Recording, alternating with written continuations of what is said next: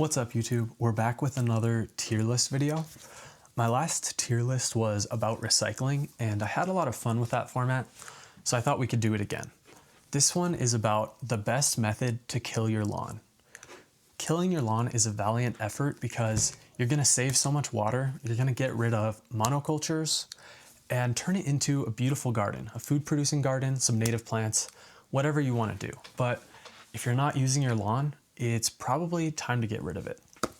But the thing about lawns is they're not that easy to kill. You might think they are, but lawns are pretty resilient. They're good at going dormant. It's a thick mat of plants that just isn't that easy to kill. So let me tell you about my favorite methods. I've experienced with a couple of these, so let's just get started. Our first method is going to be the sod cutter, which is this picture right here.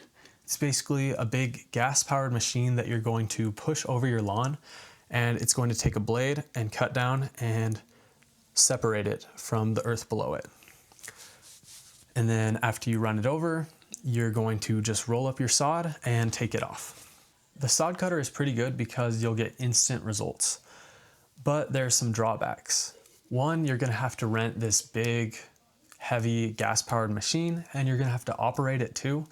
But the other thing is, after you cut the sod, you need to get rid of it. So either you're going to give this away to someone or sell it to someone if your sod's in good condition. But if your lawn was already looking bad, you might have to get rid of it yourself, which would mean loading up all that heavy soil and taking it to the transfer station. And the other thing here is that you're losing a lot of organic matter and topsoil. So I'm gonna give it a B tier. It's decent, but there's definitely better methods out there. So next up, we've got not watering your lawn. And like I mentioned in the intro, not watering your lawn is not really going to kill your lawn. It might go dormant, it might look dead, but as soon as it gets some water again, when it rains, it's going to come back.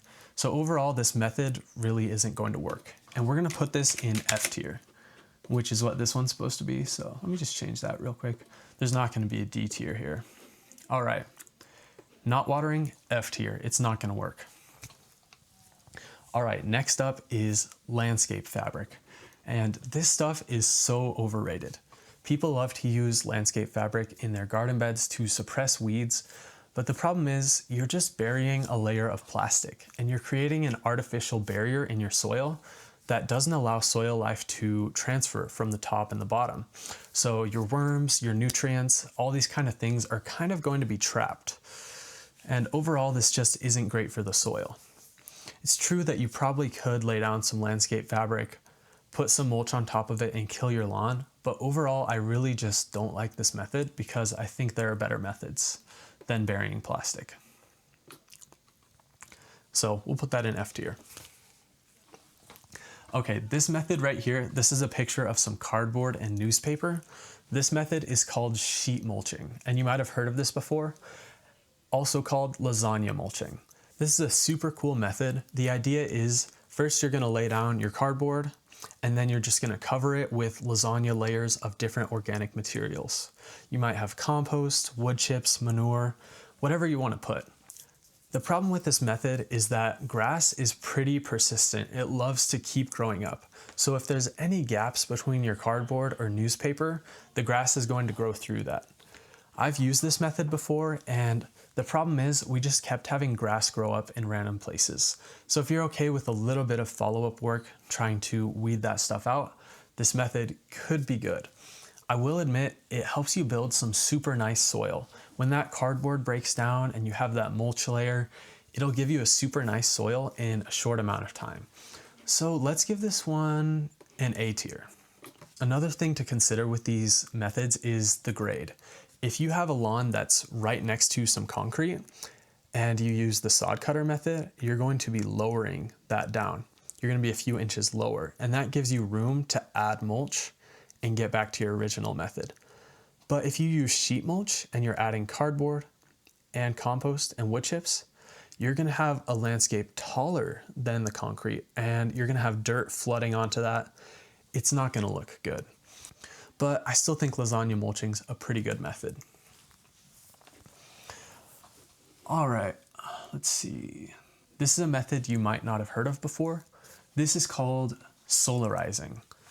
And in this picture, what you're seeing is some clear plastic with rocks on top of it.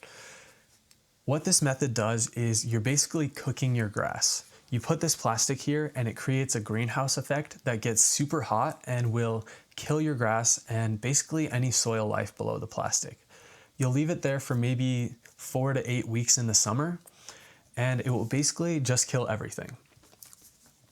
So this method I think is pretty good, but there's a better method that's similar. So let's just put this one in B tier. All right, next up is our Roundup or our glyphosate. This is a very controversial one, but you might be surprised where I'm going to put it. And I'll just tell you now, we're going to put it in S tier, which might make some people mad, but let me tell you why. So the thing is, lawns are hard to kill. As you saw by the other methods, you got your sod cutter, you got your lasagna mulching. All of these are pretty high effort. And the problem is, people these days don't have much time to put in this effort. But we also have to acknowledge that killing lawns is very important. Like, if to kill a lawn means to save thousands of gallons of water and provide habitat for pollinators, provide food for humans, and build up healthy soil. So if the amount of work is prohibiting you from killing your lawn, then a method like Roundup can truly be beneficial and can be what allows us to make the change. And I know Roundup's controversial. We still don't really know if it causes cancer, which is like, okay, I don't want to spray cancer on my garden. But you got to think about this. Roundup is already being sprayed on the food you eat, like on a lot of the food you eat, like directly on the food. So when you think about that, it's like, I think we can afford to spray Roundup once or twice on your lawn to kill it, because eventually it should break down, especially if you have a healthy garden with high amounts of organic matter and whatnot. But yeah, we just have to think about it realistically. We can't just be like, Roundup is so evil, I'm never using it. You have to think about that maybe this is what will empower some people to actually kill their lawn. And when it's so cost effective and so easy, it's just a method that might work for people.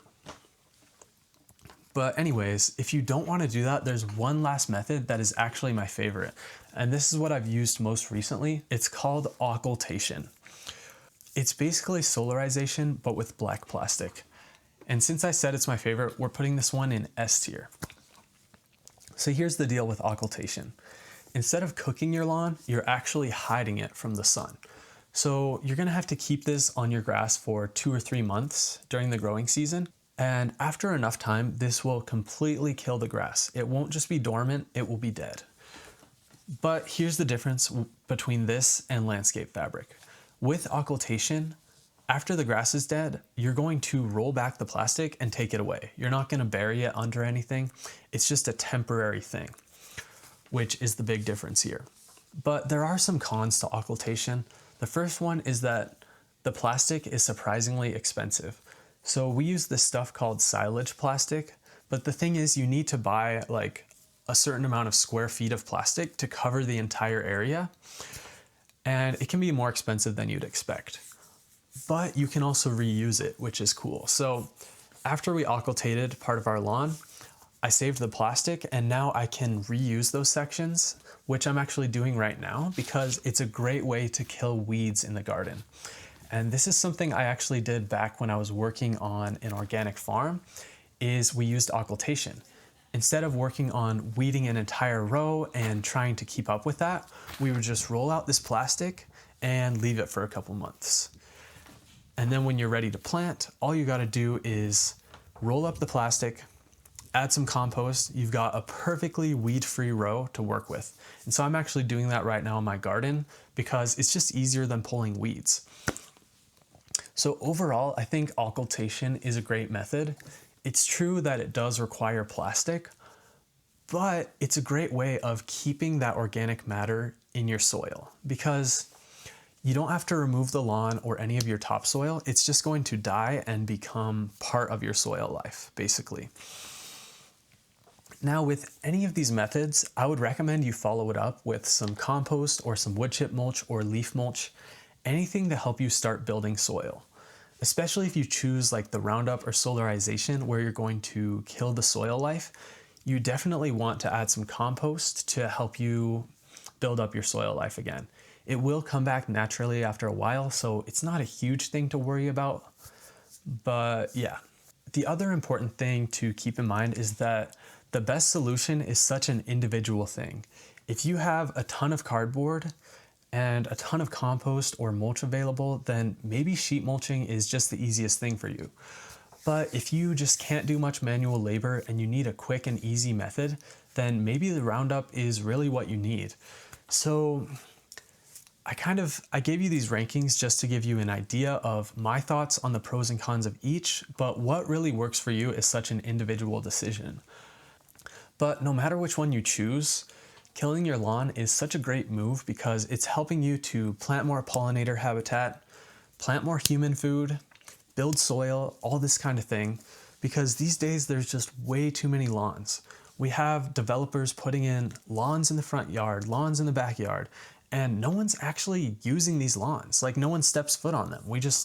The only time people walk on them is to mow them, which is just crazy. You know, like I love a good lawn for playing like some soccer, some frisbee or something, but we don't all need a lawn in the front yard and the backyard that no one really uses, right? So, and I think people are realizing this. It's time to move away from lawns, move towards diverse, drought-tolerant landscapes. And these methods here are how we're gonna get there. Even if it's Roundup, we need to kill the lawns and plant native plants, plant food-producing plants. You get the idea. Thanks for watching. See ya.